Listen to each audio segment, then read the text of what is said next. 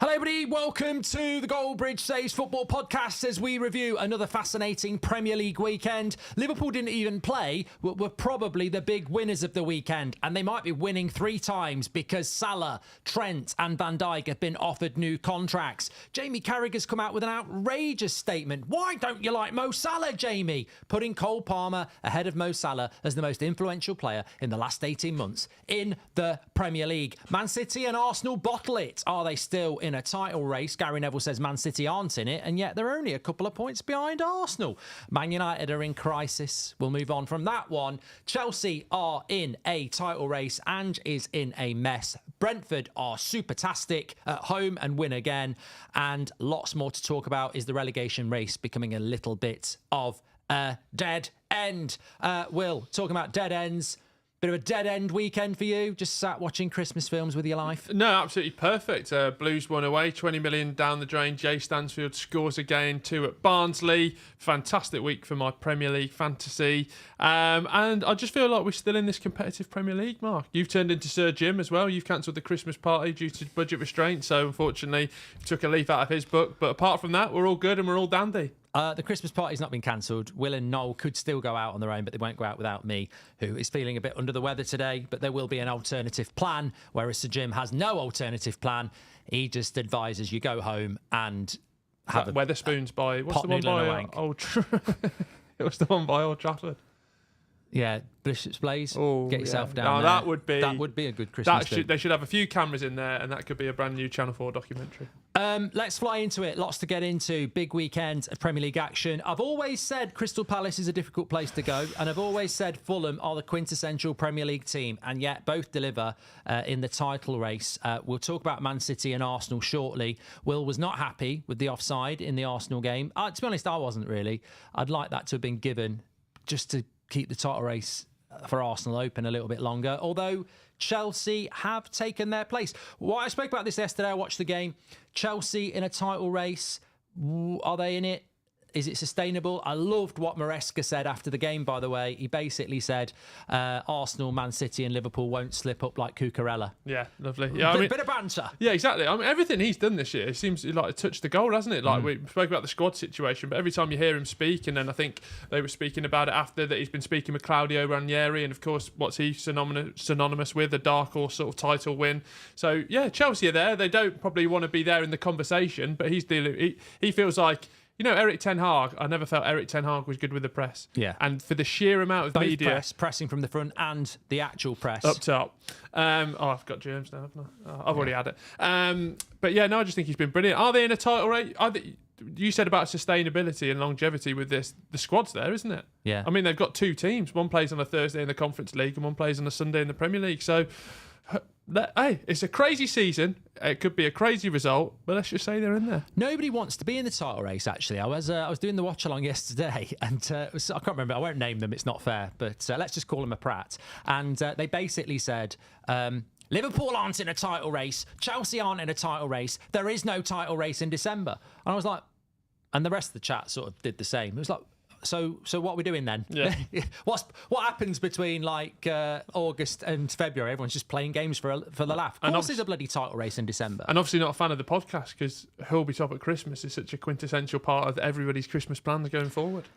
Look, we've had it with Liverpool fans. They're not in a title race. They're not title favourites. We've now got Chelsea's manager and fans saying they're not in a title race. And what the truth of the matter is, both teams are massively ahead of schedule and don't want the pressure of a title race because they didn't expect to be in one, but you're in one. And what I love about this Premier League is that if you'd have said to me at the end of last season, come Christmas, Chelsea, come one and ye all, Chelsea and Liverpool would be the 2 going for the title, and Man City and Arsenal wouldn't be in the top 2, we'd have gone, what's going on there then? Yeah. And I think that, to me, is the main thing. But what did you think about, just to segue in what Carragher said, we're talking to Niall off air, who's our producer, and he said that Carragher has always hated Salah, and basically it's nothing to do with footballing ability. Apparently, Carragher was rolling into Anfield car park once, and Salah just swooped in and took his place, and then went like that. Yeah. No, it's not. That's a joke. Don't clip that bit.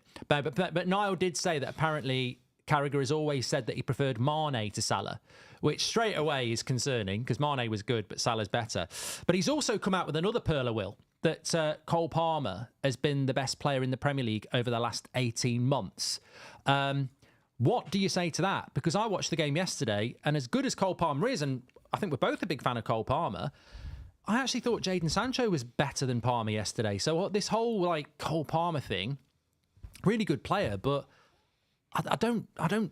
Well, I'll have my say in a minute. What's your thoughts? Well, look, it's coming up to Christmas and Jamie Carragher's given us a lovely present, a nice juicy talking point. And I think for me, the last 18 months, it's got to be Mo Salah, just because, even the week he's just had, he scored, was it two goals and assist away at St James's Park?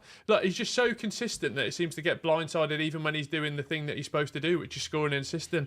I think the other week on Sky, they were like, he scored a goal, but look, his running numbers are down. We're like, what's the guy got to do? His running numbers could be up and then his stats could be up. It just feels that there's always a caveat with Mo Salah, and I don't know why it is. We've spoken about the Ballon d'Or and he should be up there so many more times. I just think I don't know what it is. Maybe it's got to be down to a car park issue, because Mo Salah has been absolutely head and shoulders for the last 18 months. You just get the feeling with Carragher that, he could be organising this big charity event and, it's doing really, really well. And then someone goes, I can't believe it, Jamie. We've got a real superstar of football to come and help out for the last hour. And he's like, great, who is it? Salah walks in.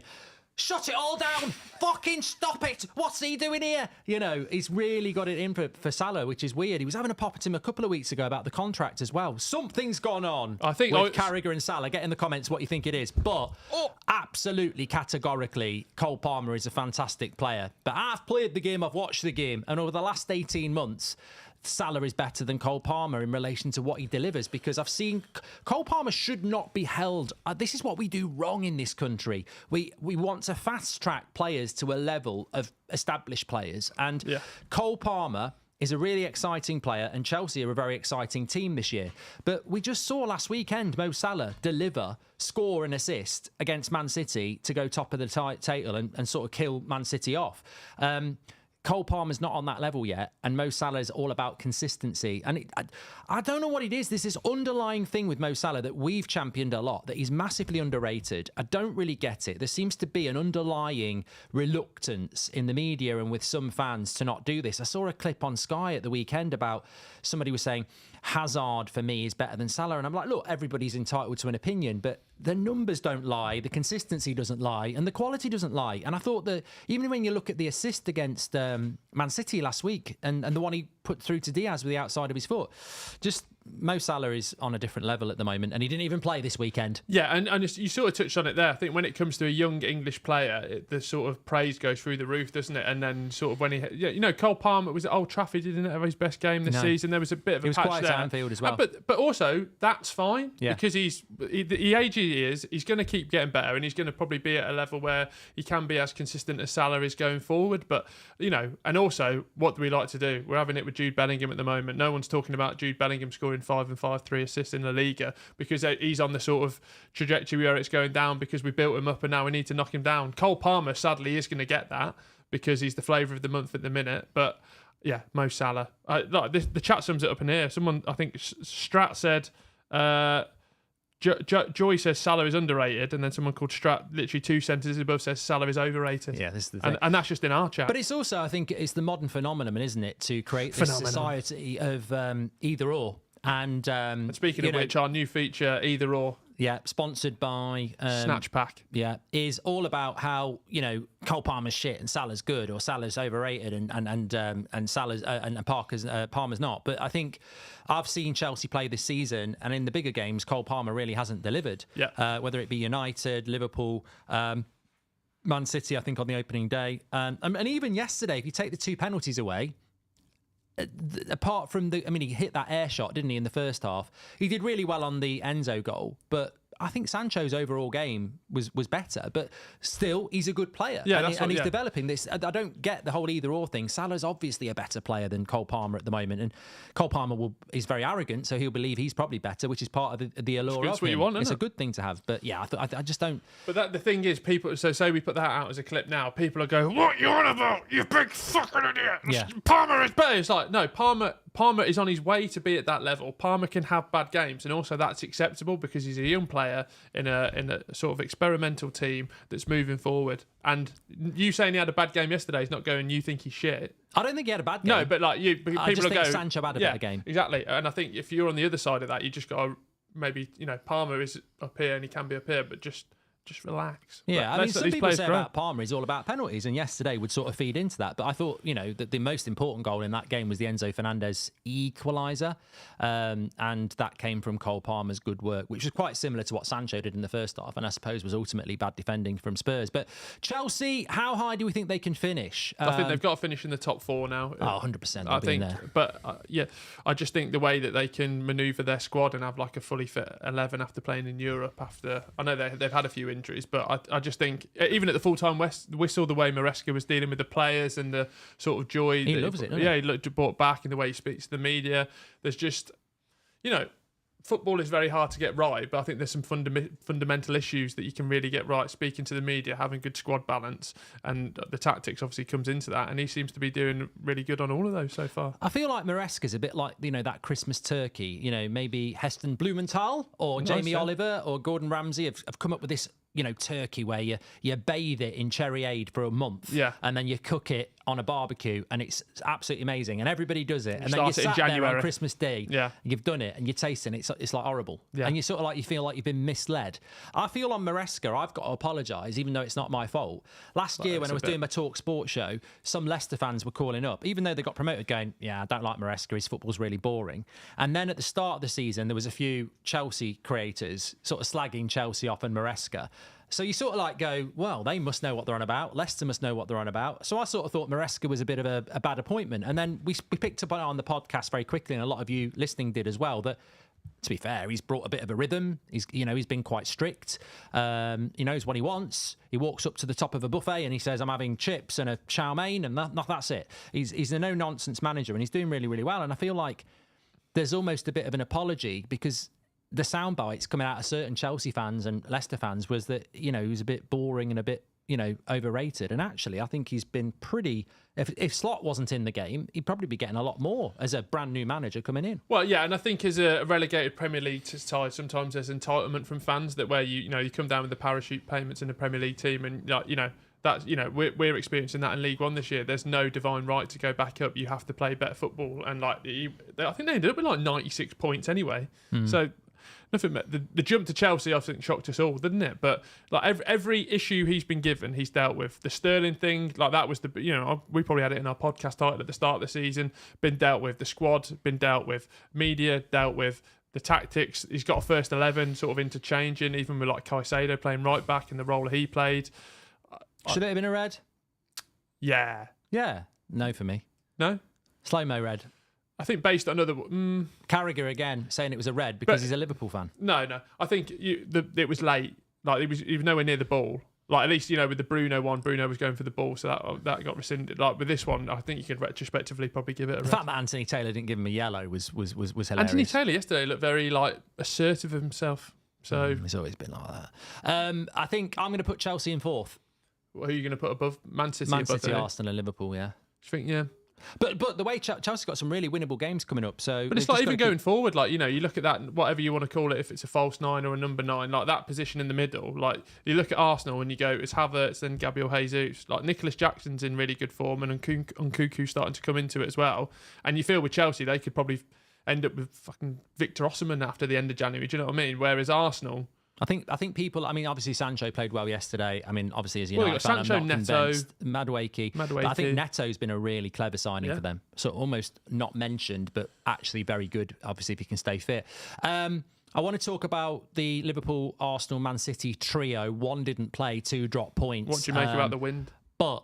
let's talk about Spurs first. I just want to say, I don't know what the latest is with Ange, and maybe you can tell us with that. But he's on the phone, actually. I've got to say, they lose the game 4-3. Chelsea probably should have won it more comfortably, I think. I think we'd all agree with that. But those 2 penalties that Spurs conceded, don't ever talk to me about sacking Spurs managers and then being the responsible when you've got a couple of clowns playing in your midfield doing that. I mean, the Basuma one, I was almost in my head going, no, what are you doing? He's in the box and he comes sliding in like he's bloody Bret the Hitman Hart. Nice. Yeah. And then the Salah one, I mean, Cole Palmer is heading towards the corner flag he's on done the his right job. edge of the box. And he thinks, oh, you know what? Time to go in hard. Yeah. He thinks he's a bloody porn star. Absolute joke. No, he wasn't trying to do that. He kicked him. But I just think, look, Spurs probably are going to lose that game anyway. But the two penalties are just, and it's, you know what, I was talking about this with United, it's football IQ. I think the difference between Chelsea, Man City, Arsenal and Liverpool is that although they can have bad results, they don't make those sorts of mistakes because their players are, football intelligence is becoming more important. It's becoming, obviously talent and fitness is great, but the best players, it's about the IQ, the decision making. Yeah, 100%. And Spurs just don't have enough players with high football IQ. And I think when Romero and Van der Ven go off, that's a problem. But their two midfielders have cost them just penalties that if you saw them in League Two, you'd be like, what are you bloody doing? Yeah, and look, I think this Spurs team are in the key word for every team if you're not doing well is project, isn't it? Because it gives you that manoeuvrability. But Spurs have bought young, and they are going to have Ashley Young, have they? Oh, Yeah, they're yeah. finished now. Yeah. Oh, it goes from bad to worse. They are going to have to improve with this team going forward, and that's going to take time, and it's going to take. Think you'll get time? I should hope so, because we said this with Ten Hag, and you got Amrim, so I think you've levelled up, hopefully, and we'll come on to that. But if Big Ange goes from Tottenham, like Paul Merson was speaking about it from a counter-attacking perspective. He was like, you've got Solanke, Son, Kulusevski, Johnson. If you 2-0 up, you've probably got the best attackers to counter-attack with. But when you actually break down those individuals and you compare them to where Spurs fans think that they should get to, like, where would you put that front three? Like Johnson, Solanke, Heung-min Son. Seventh or eighth. But they're probably going to end up 7th or 8th. Like the back four's young, the midfield is young, and then you got Basuma's still young as well, isn't he? You've got a youngs team, a young squad who are making mistakes. I mean, that's a very obvious statement to make, isn't it? So I just think Spurs have just got to be given time. The whole pressure is they've just not won anything in so long. So it becomes, the better you do, the level increases. I really hope they keep Big Ange. I think the sense of self-entitlement at Spurs has always been the problem, and maybe Daniel Levy's a big factor in that. They sort of project that they're better than they are, and I look at it and I go, yeah, 7th or 8th. But Ange is obviously ambitious, and he's become a sort of visible representation of the problem at Spurs, because the manager is always the problem.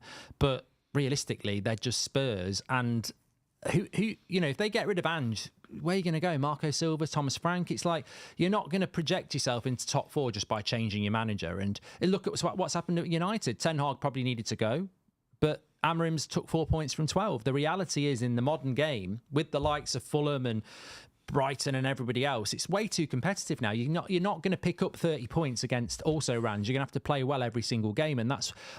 Before the game yesterday, I saw this and I thought, well done, Goldbridge. This is actually really good analysis. I can actually imagine you saying that. Before the game yesterday, I looked at the league table.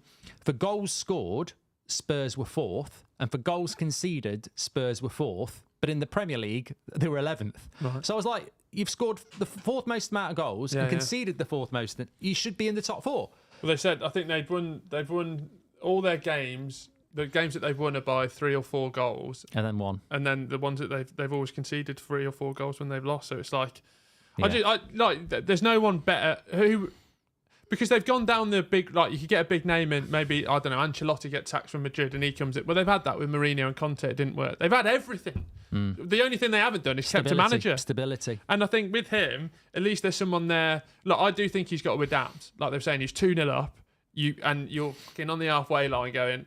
And also, you can get worked out so easily now because you've done the same thing for 18 months. Look, the star in the crown is they went to Man City and it worked. But then they played Ipswich, Crystal Palace, and a Chelsea side that are doing well. It's just, I just really want him to do well because I think as a neutral, characters in the game. The problem is they've lost to Chelsea, lost to Arsenal, both at home. I don't feel like he's under. I feel like he's under pressure. I don't feel like he's going to lose his job. Do you? I just don't know. Look, at the end of the day, if they're thinking about sacking Ange and getting another manager in, that's going to cost you a lot of money. You'd be better off spending that money and saying to Gary Barlow and take that every home game for the next year. Can you just come and sing Patience at the start of the game? Because that's what they need. They need a bit of patience. They need a bit of patience, don't they? Anyway, let's talk about the traditional three in the title race: Liverpool, Man City, and Arsenal. Liverpool didn't play at the weekend. One of my favourite clips of the weekend was, I think it was a Liverpool or Everton fan.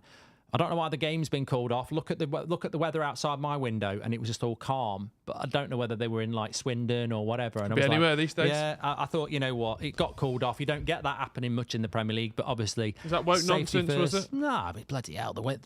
Round my way, it was like power cuts here, there, and everywhere. As I said, somebody was on some message group saying, "Anyone else power out?" And I replied helpfully and went, "No, I'm just sat in front of a nice fire watching Love Actually with a big bowl of Quality Street." Love Actually with your mum. said, "Can we come round?" I said, ... nothing. But no, I thought that this happens quite a lot, doesn't it? If you're Liverpool, you're like, shit, we've had a game cancelled. We've got a big gap. It's nice, you know, you don't want games in hand. But then you come out of the weekend, and to be honest, you'd snap your hands off at that. All right, Chelsea won, but Arsenal and City, the two that you're probably most worried about, both go and drop points. I wouldn't have expected that. We spoke about it on Friday. I thought maybe one would. But I saw the Man City Palace game. I didn't see Fulham Arsenal. From a Man City Palace point of view, Palace were good for a point. They deserved it. It's just weird with Man City. But also, how it just feels a bit meh. Like it feels like the Man City result was almost sort of expecting it. Where like how far have we come in the space of 6 months? Palace is a tough place to go. I mean, yeah, Palace. No matter what happens in life going forward, Palace is always a tough place to go. But sort of just expected that, like. The drop-off in terms of just like the way you look at that 11 for Manchester City, you think like, I've been Haaland's biggest fan and, you know, he obviously still scored at the weekend, but I don't know. When you look at that, I mean, that Liverpool-Man City game the other week, for that first 15 minutes, it was literally men and boys, wasn't it? And their mentality's just gone, isn't it? And there's just like, I think they can have moments of brilliance, but the moments of brilliance are just going to get them at the moment just a draw at Selhurst Park. Yeah, I mean, as I said, if nobody saw it, it was absolutely. If Man City had won that, it would have been by fine margins. I thought a point was a fair result for both teams, and that's just not Man City, is it? So some more points dropped. And then Arsenal, Fulham. I looked at those three games for Arsenal: West Ham away, United at home, and Fulham away. And I said they've got to get 9 just to be in the conversation. Yeah, they take 7. I suppose the Liverpool Everton game not happening sort of keeps them in there, but I don't put Arsenal back in to the title race. I know they are technically, but it's in their next Premier League fixtures. They've got some good ones, haven't they? Yeah, they've got Everton at home. They've got Carabao Cup quarter-final against Palace. Then they've got Palace away. Tough place to go. Thank you. Then they've got Ipswich Town and Brentford. And those are the next 4 games. But I think when you put it into context, those are the next 4 games over Christmas. They're 4 games before 1st of January. So, you know, it's all about when you're playing and who you're playing. So if they have to get 12 points from that. And the problem with Arsenal is, and it's well documented, is that you look at the Fulham game yesterday, I think they had more possession, more shots. You look at the Man United game, it's set pieces again. They're not a set-piece team. Like, I saw somebody yesterday saying they're just so reliant on corners, and then people don't realise it's not like a game of Monopoly where you play your corner card. Like, you win corners from having shots that get saved or deflected. So they're obviously attacking to win corners, but it is their best outlet at the moment. And why is that? I think it's, and this is why I don't put them in a title race. Look at 1-1 Fulham. They've not won the game. They've only scored 1 goal.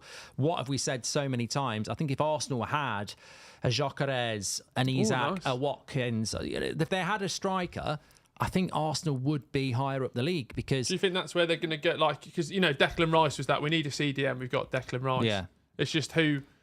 It's not going to happen in January, is it? No. And I just don't think that Arsenal will win the league this year. And I think it will probably come down to the fact that they dropped silly points at the start because of red cards, etc. But also, I think they're going to drop more points.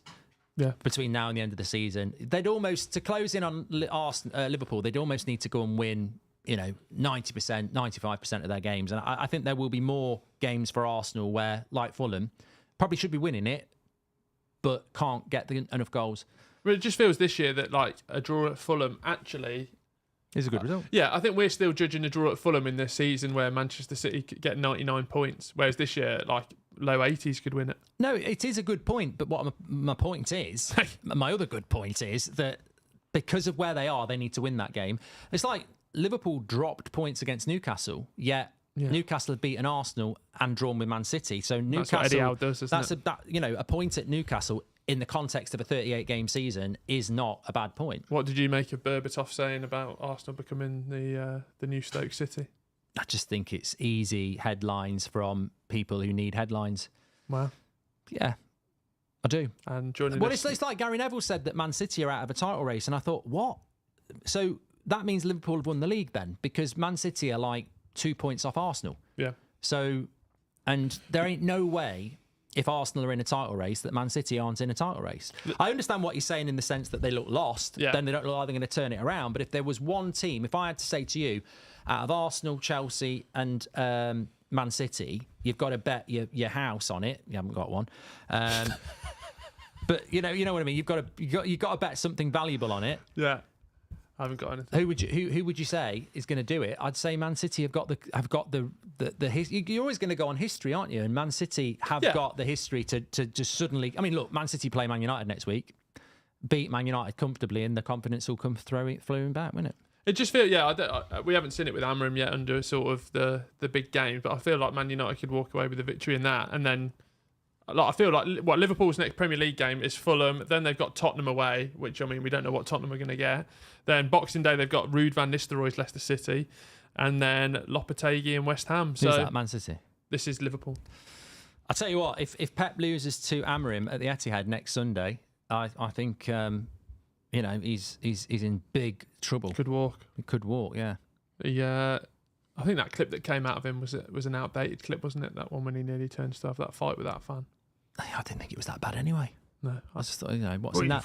But yeah, ultimately, I think it might be harsh, but I think Arsenal and Man City sort of bottled it at the weekend. When Liverpool aren't playing a game, you've got to get 3 points by hook or by crook. And I think that's why Chelsea did such a good job from 2-0 down. It's weird, isn't it? Palace, Fulham, Man City and Arsenal can't win. Chelsea have got the more difficult game. They're 2-0 down to Spurs and they win 4-2. It's funny how Chelsea go and get the job done in a weekend where if you didn't win, you're sort of giving Liverpool a win.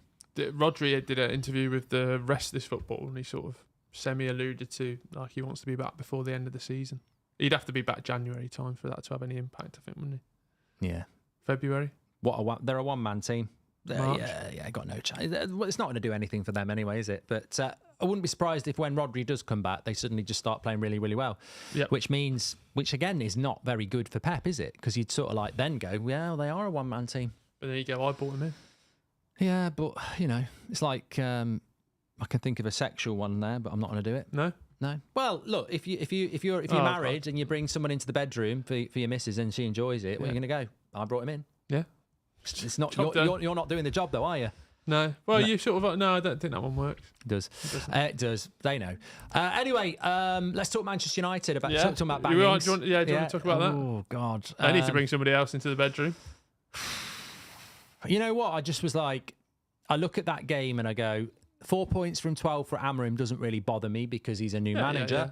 He's class with the media, isn't he? Yeah. But I just look at United and I mean, look, one of the players this season that's not been a problem. This is the problem with United. You think you're okay in one area, and then something happens. Anana does that, and I thought Bruno. That was weird, wasn't it? We didn't even move. It was windy, but it didn't really move. Even Gibbs White was like, I thought he was just going to pick it up. Yeah. Weird, and also a bit weird on the third goal, but.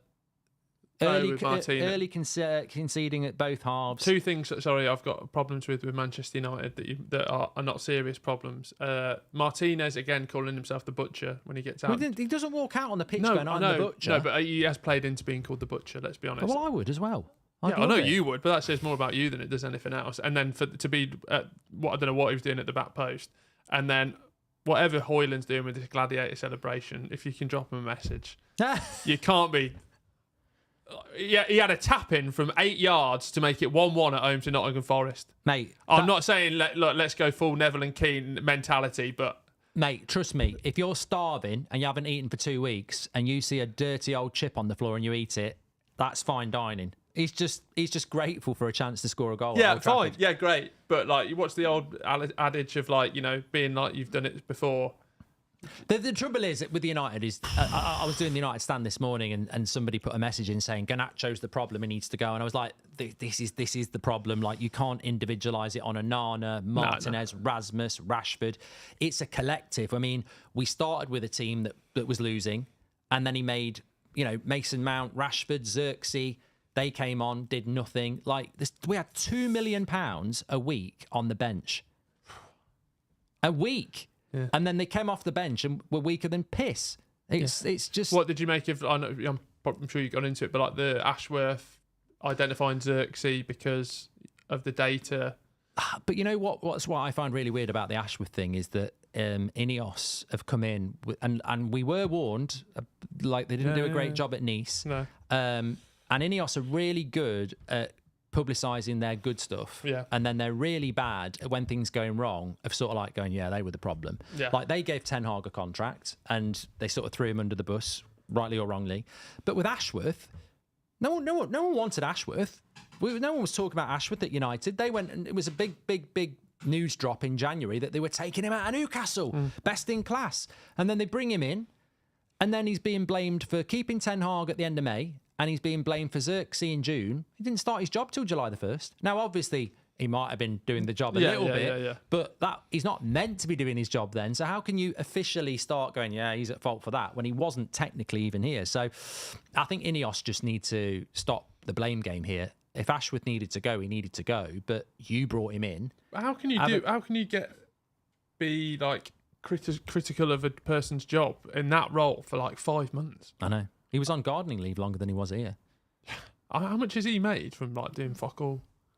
I don't know. I just feel like like Sir Jim really worries me. He feels a bit Richard Branson-esque of like, PR. The last 4 flights from Dublin to New York have been cancelled. Well, PR. Like, I worry for Man United going forward under that ownership. It's a bit like the Onana analogy, isn't it? Onana's been a player that's played really well for us this season, has not been the problem, and then completely cost us a game at the weekend. And it's like, United, we know the problems on the pitch, and it looked like we had stability off the pitch. You lose to Forest, and the big announcement is we're sacking our director of football. So not only are we shit on the pitch, but now our management team above is disintegrating as well. And the reports they were saying it's between like Barada and Brailsford are sort of taking over that, or like have been too hands on with that. You feel like there's too many cooks in the... Well, the big question for me is that Dan Ashworth was at Newcastle. There's all sorts of stuff that he wanted Southgate. There's all sorts of stuff that his transfer targets don't align with Amorim. Well, that's fine. That's absolutely fine to get rid of him on that. But who was the person that went, let's go and get Amorim out of Newcastle? That's the person I'd be looking at. Ashworth out of Newcastle. That's the person. And if that's Brailsford, I'm sorry, on your bike. Because that's what he's good at. Nice. Bike stuff. No, but in terms of that as well, Ashworth has come from Brighton and Newcastle, right? It's too small. No, yes, but like Man United are ironically in that position, but just comes with the heritage, doesn't it? So if you took the heritage away, Man United are a mid-table, lower 13th, mate. a lower mid-table side at the moment. A higher mid-table side where they normally finish, looking to progress and get into that title race. And to do that, you have to identify players that the top 6 wouldn't normally go for. So Ashworth actually probably is the right man. But then if you come into gym and then you're like, everyone's, why have we not won a Premier League? It's like, oh God, let's get rid of someone. I really, Do you think they could? I wonder if there's anything they can do with Viana. He's at Man City, isn't he? Well, he's not there yet. Is he not? Well, I think it's done deal, isn't it? But like, he doesn't start until... Unless Man City don't want him anymore, there might be something going on there. You never know. There might be. You might be right. There might be something that's sort of like you can get Viana. So yeah, go like. But then you. Who is the director of football of Sporting Lisbon formerly, who's now going to Man City? Yeah, people are going, who's Viana? Sorry, I'm not saying use Viagra. Altios, says Fartini. Simple but effective. Anyway, yeah, so Martini's United, I mean, look, things aren't going to get any better at United anytime soon. We've got Man City away next week. We've got Liverpool away at the start of January. Got Spurs away in the Cup. There's some difficult games for United. I think we've got Newcastle over Christmas, Wolves away. Very, very interesting. Well, but I think maybe that they've not done it the way... I don't think they've done it by design, but him coming in a quarter of a way through a season just means you can write off this season effectively, can't you, for him? I think the fans are on board with that. I saw a bit of... the trouble is, we spoke about the ex-player community. It reminds me so much of Liverpool in the 90s with Hansen and co, who they're just always so negative about Liverpool that it's very difficult to get... They're so influential. And even after the game on Saturday, you had certain ex-players like Hargreaves and Tim Howard and Neville. They're going on, I don't know why he's rotating the team. And yet before games, he's saying, I'm rotating the team because of fitness. They can't play as much. So we've just got to be careful of that. But most Man United fans, I think, are on board. We've not convened since Gary Neville did his watch along.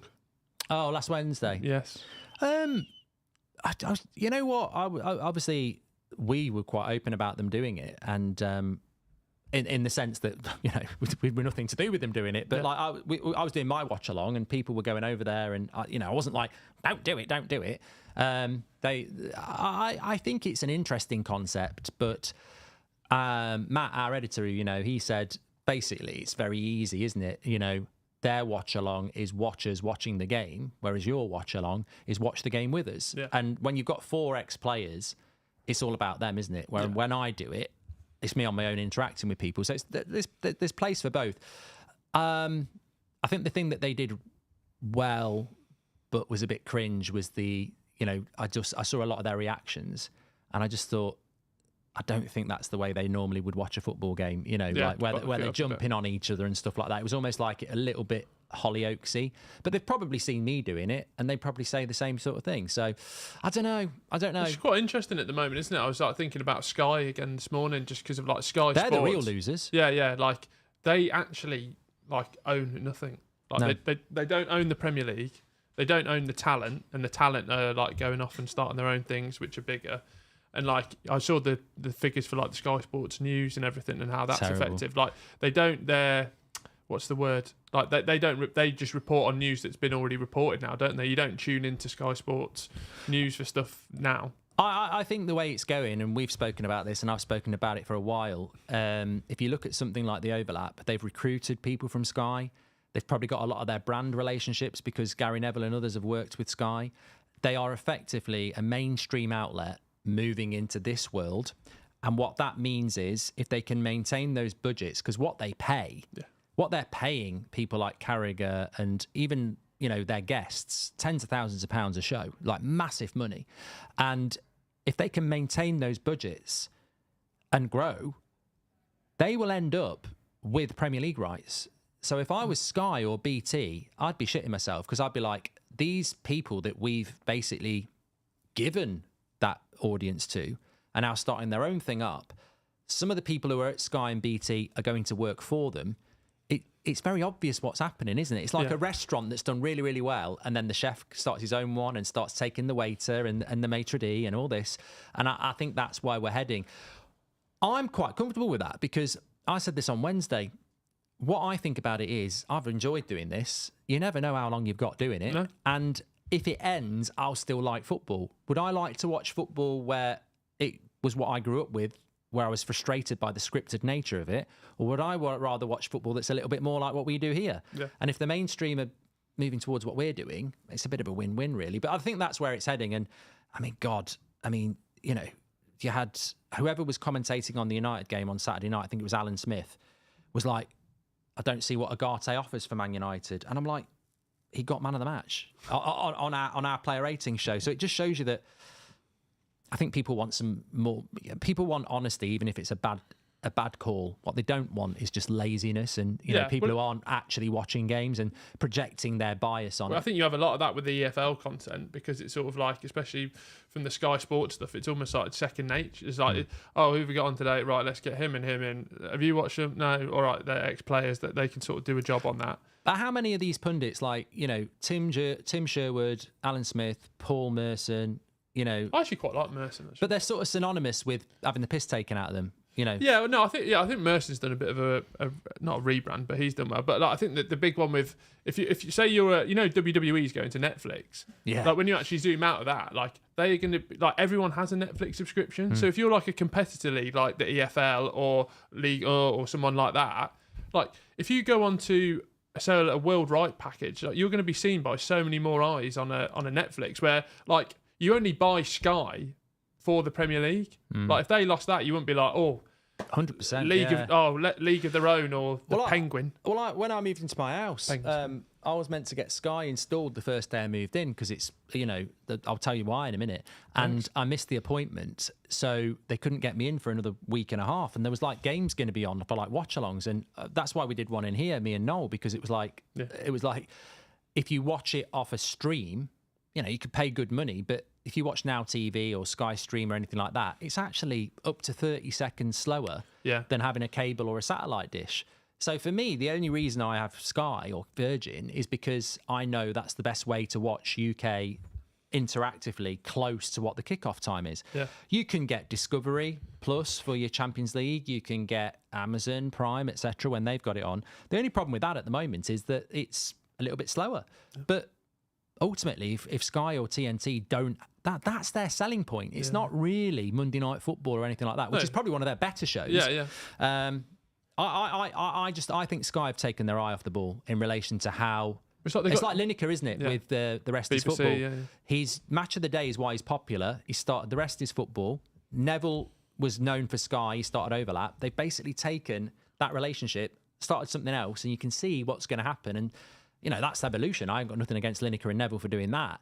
But Sky and TNT are just stupid. They're almost going, let's use them because they're popular, even though they're absolutely taking our audience. Yeah. But even like you look at Lineker, like the way the industry's changed, I think COVID was such a big thing with that, is like the accessibility to do it. Like think how professional your setup is at home.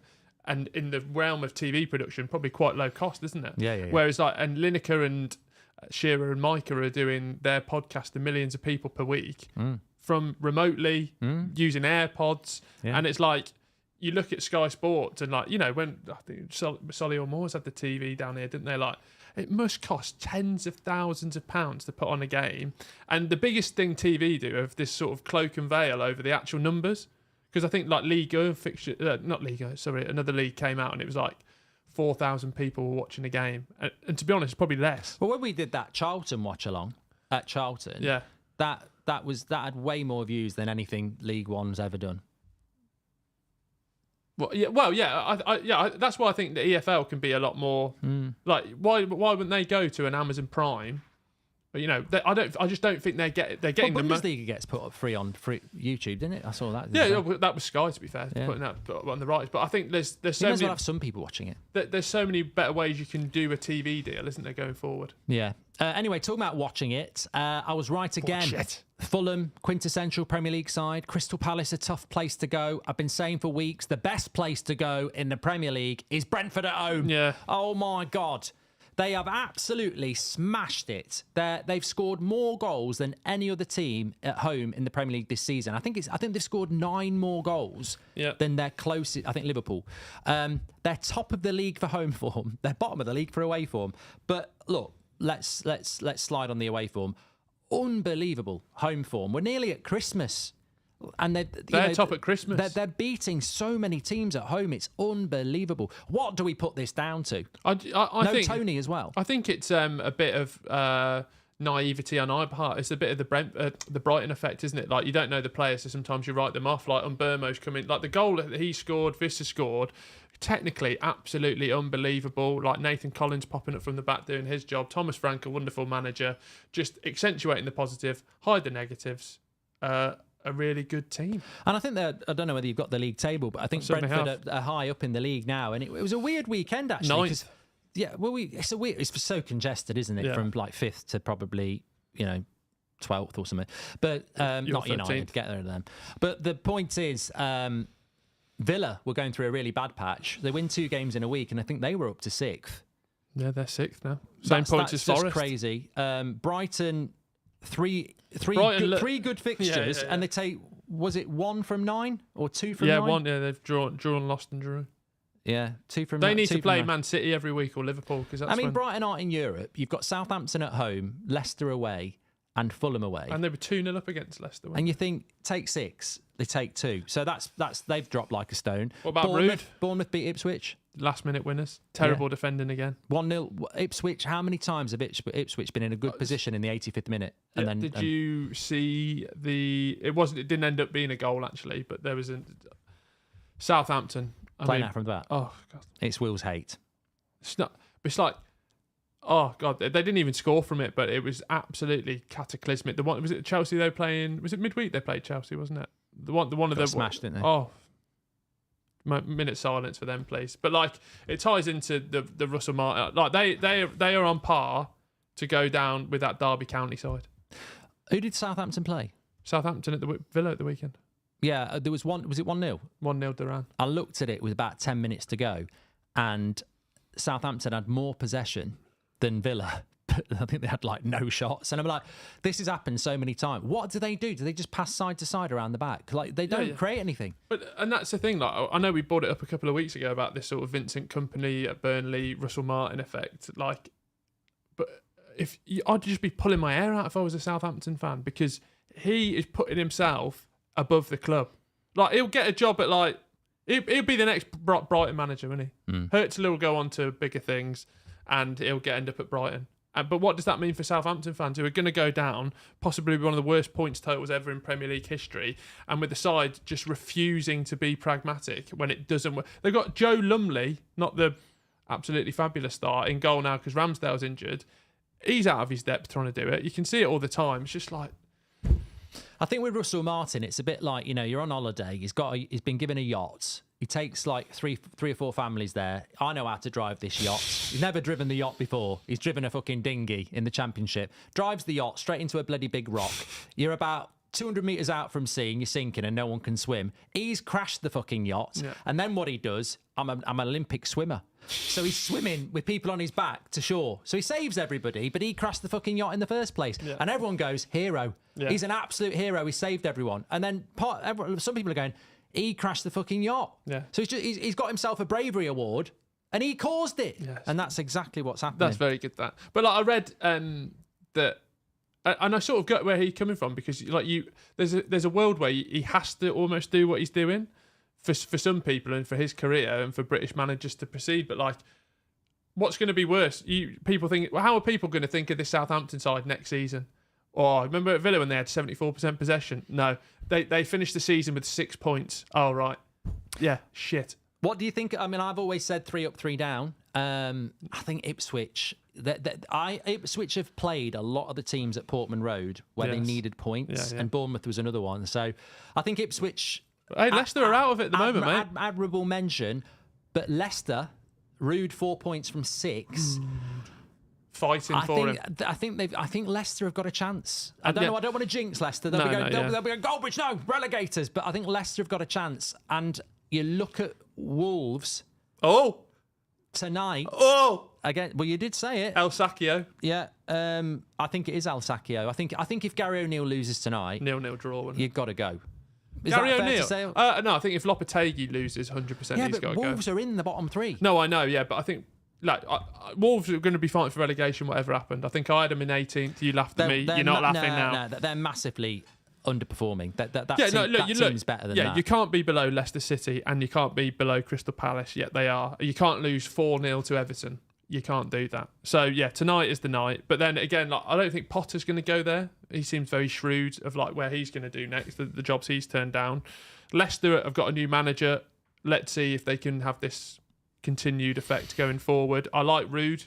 I like what he's doing. He's unleashed Jamie Vardy, which I think seems like a break when emergency, but like Jamie Vardy knows what to do. Like the goal, was it in the midweek? He just hassled the defender. I think they got scored after that, scored and assisted at the weekend. Probably get a bit of money in January as well.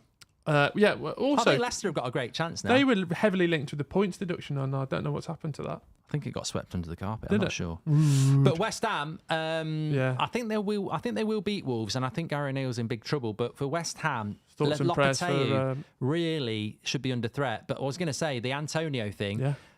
I think Fulkrug's struggled and is injured. Antonio, you know what you're getting with him. Yeah. And Bit like you don't Vardy, know what wasn't you're it? getting now because we don't know what the situation is. Obviously, we were talking about this before, but I was on That's Football at the weekend. The statement came out from West Ham, thoughts and prayers with Antonio, hours after what looked like a horrific accident. Many footballers, Marcus Rashford had a crash after a match last season, and the club didn't really say anything about it because it was quite minor. So I think the statement in itself, I said at the weekend, Will, there's obviously something significant there for them to be saying thoughts and prayers. It doesn't look like it's life-threatening. We hope it isn't anyway, because apparently he has been talking. But there is obviously going to be rumour, and that rumour could be that, serious accident, serious damage to, legs or something like that would could be a massive problem for West Ham in the short term in a footballing sense, which obviously is massively secondary to the welfare of the player. West Ham would have to probably go into the transfer market in January. I don't know whether the money's there to do that. And I just think longer term, Lopetegui, it's a problem, isn't it? It's the sort of time you need David Moyes to sort of grind out some results. Yeah, you need to be defensively sound, don't you? We sort of highlighted Max Kilman, who's going up against his former club tonight, of like how some of the mistakes he'd made, and that's going across the back four into the midfield. Like ironically, they tried to play this new football. It feels like in the recent weeks, their best player again's been Thomas Souček, who's been scoring headers from set pieces and getting in and around the box. So, again, they sort of tie into the Tottenham effect for me. Is like they want more, but in reality, if they're not going to spend the money, which they can't, what are you ever going to achieve? So relax. Yeah, definitely. I think we've just about covered everybody in the Premier League there. I can't think of any game that we didn't talk about. Eddie Howe, we touched on Brentford, but Eddie Howe, for me, up and down. A lot of pressure going on there. I think the Liverpool draw helped him out, but he's always got a Liverpool draw in him, hasn't he? He's got a Manchester City win at home. I think it's those games where they're up against it, especially at Brentford. I think with Newcastle, who've they got next? They're Leicester City. They're just they're almost becoming Fulham, aren't they? The quintessential sort of could win, could lose. But the competitive nature of this Premier League, there's nowhere to hide, and I think that's why the Man United and the Spurs have struggled. Is because you can't just glide through a couple of games and then work hard in one game. Every week it's a tough game, unless you're playing Southampton at home or even away. Every game's a challenge. Even Ipswich will give you a game. So I wonder if they'll go back for Dan Ashworth, because from all intents and purposes, the Paul Mitchell relationship's not been working with Eddie Howe. And also, I don't think they'd go anywhere near him, though, would they? Because I think that will have ended very, very badly. Yeah, but you've probably been given the money to get him back. You've probably up. Probably gone away for 4 months, and then you've made money on him, and he comes back and carries on his job. Yeah, I don't know. Poor old Dan Ashworth. They're a bit like Tottenham as well, because they obviously need to get the trophy, and they've got Brentford in the Carabao Cup quarter-final. What do you mean, poor old Dan Ashworth? If it's true that he muttered the words Gareth Southgate at any point in the last 6 months, that's sackable. That was, we were coming in on a weekly basis, and I think some people generally thought I was just pulling out my arse, but those reports that came out that he favoured Gareth Southgate. 100% true. I tell you what, everyone talks about... That is sackable, that is. Why? Because it's just absolutely clueless. You don't know how good he'd have been. Well, I want Southgate to get a job in the Premier League anywhere but Man United, so we can all just go... Someone was mentioning him the other day for a job. Palace? No, it wasn't Palace. Wolves? No, it wasn't Wolves. I wonder what he thinks where he could Spurs. Get Spurs.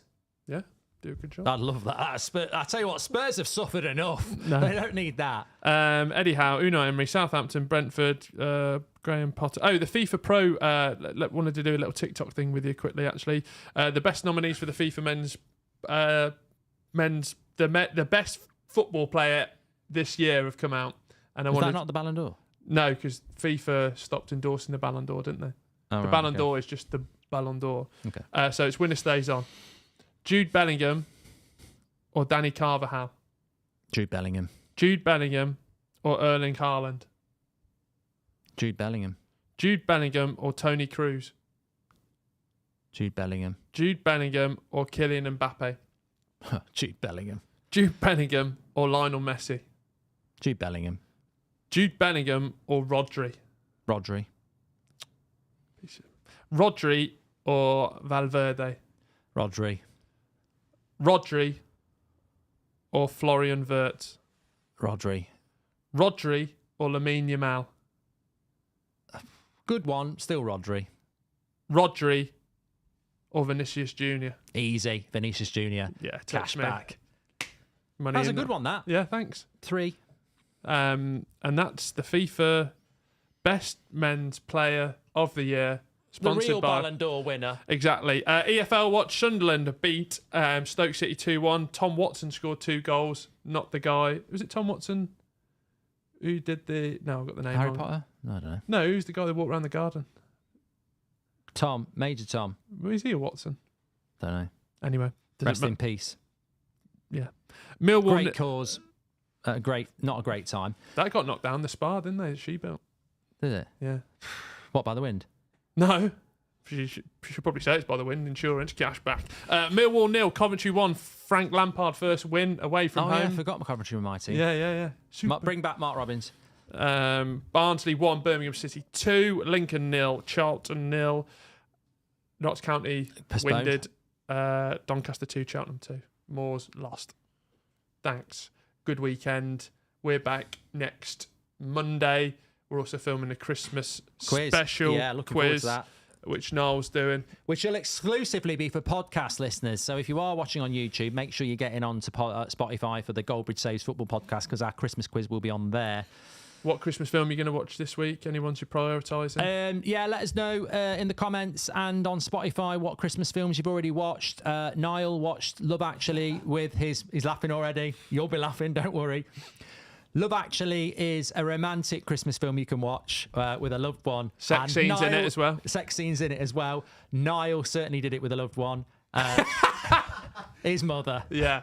No, watch the film with her. Didn't do that. Prioritised to watch it. Yeah, we wouldn't employ anyone like that here. We do our checks. He said, can we please watch it, Mother? It's my favourite. No, he went round and she was watching it and he sat and watched it with her. Lovely stuff. No. I watched Die Hard a bit early this year. Not done Die Hard, I watched it on Saturday night. I normally watch it on Christmas Eve, but it's busy on Christmas Eve, wrapping presents, etc. So by the time I get it on, it's probably about 11 o'clock, knackered. And I've been having this game for the last 3 years. How far in the film can I get before I sleep? No, nice. And it's normally when he's going down the lift shaft. Today, the weekend, I watched all of it. So I've done Die Hard. I watched Click and Collect, which isn't a film, which is quite good. Oh no, watch that. That's on Amazon Chowdy Prime. and Stephen Merchant. Very, very funny. And started watching that Last Christmas with Seb on Netflix. Nice. He did loads. He did loads. We started early because we're going back home earlier. So we done Elf already. That's up there for me. Home Alone 2, I'm actually saying is better than Home Alone 1. Oh dear. This is a guy that hasn't seen Goodfellas. I have watched it on the plane, didn't I? Yeah, last week. I've watched it 100 times. No, Home Alone is better than Home Alone 2. No, I think Home Alone 2 takes all the best bits of Home Alone and then gets the setting of New York. Sequels that are better than the original. He's saying Home Alone 2. Toy Story 2 is better than Toy Story 1. Oh, I don't watch that shit. What? You're saying watch that shit. It's a great Pixar movie. Empire Strikes Back. Dark Knight, maybe. Tron's better than the original. Godfather 2. No, just better than the original. Sequels, yeah. I'm going to watch The Holiday this week. I think. Good Holiday. Although Jack Black, this is probably the 10th time I've watched it. His role actually did start to grind on me. Yeah, he is. There was in that clip. He's too happy. Yeah, he's you know, off camera. Well, not off camera because he's acting, but in real life, that guy. Oh, hey everybody! Hey everybody! Hey everybody! Oh, you're so great! And then when he gets in his house and closes the door, milk.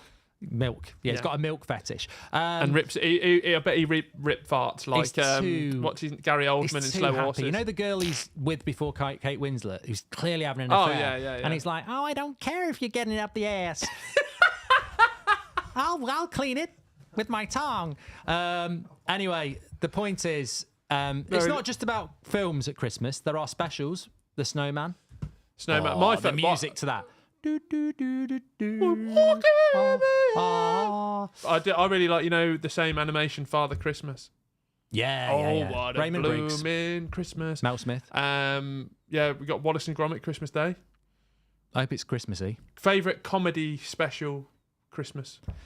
Well, Only Fools and Horses normally, but I do like the Office Christmas specials, and I love Father Ted's Christmas special. Very good. That's my favourite. That's like 4 episodes in one. I have to watch that every Christmas, especially when you've got to watch it at night. Yeah. Lovely film.